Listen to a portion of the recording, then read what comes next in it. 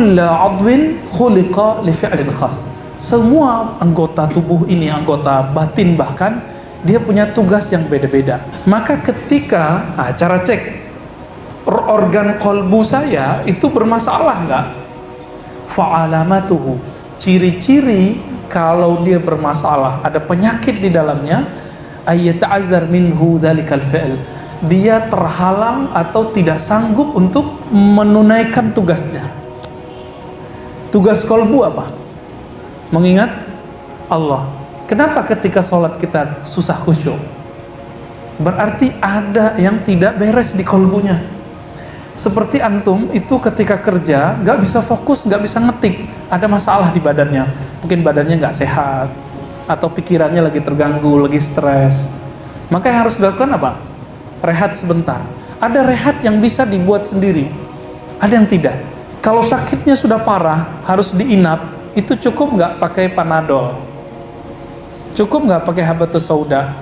Cukup nggak pakai ruqyah? Enggak, harus datang ke dokter. Begitu juga ketika kolbu itu sudah berhari-hari tidak khusyuk, mesti cari guru yang bisa mengajarkan khusyuk. Kolbu itu nggak konek-konek zikir kok nggak enak, zikir kok nggak enak, baca Quran kok nggak nikmat. Antum itu udah wajib. Kalau nggak disebut zalim. Nah ini makna dari sini. Kalau tidak, maka ada indikator kalau kolbu itu sudah dikuasai oleh cinta selain Allah Ta'ala. Kolbu yang sehat cintanya cuma kepada Allah, cenderung cuma kepada Allah. Ketika kolbu sudah tidak cinta kepada Allah, maka dia mengalami penyakit-penyakit rohani yang lain. Maka dulu katakan, kita loncat aja kalimatnya, annal insana arafa kulla syai'.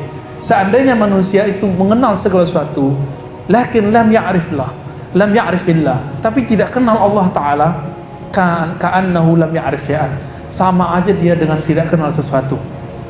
Teman-teman semua, Nabiullah Adam alaihissalatu wassalam, Allah ketika mengatakan wa'allama Adam al-asma'a kullaha, kami ajarkan semua nama kepada Nabi Adam. Tapi sebelum itu, Nabi Adam itu mengenal Allah dulu. Kalau kita kan kebalik, kenal alam dulu baru kenal Allah. Itu namanya metode filosof dan ahli kalam, ahli akidah, ahli tauhid.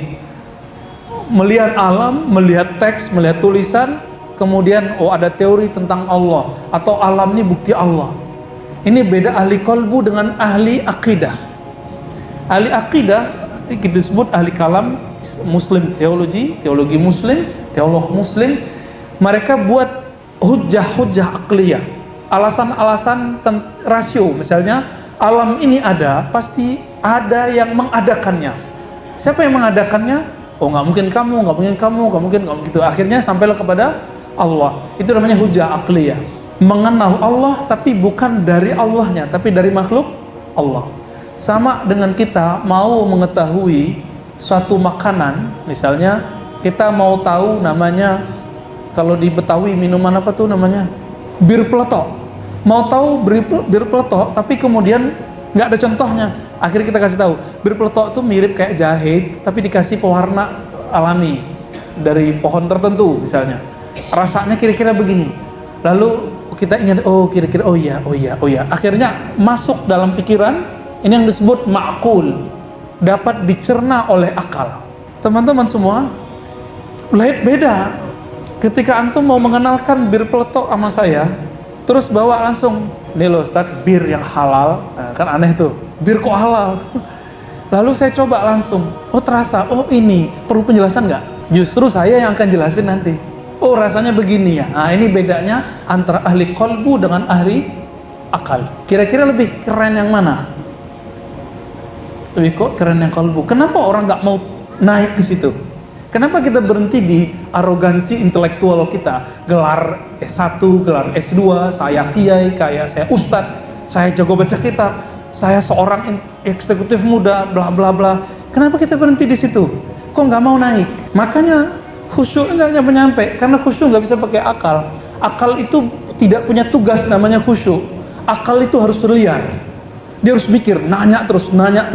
Jadi antum itu kalau masih nanya, sebenarnya bentuknya gimana sih, rasanya kayak gimana? Karena barangnya belum ada. Perlu ada analog. Tapi ketika kita sudah mencoba, pertanyaan hilang. Benar? Ya. Nah ini ahli kolbu.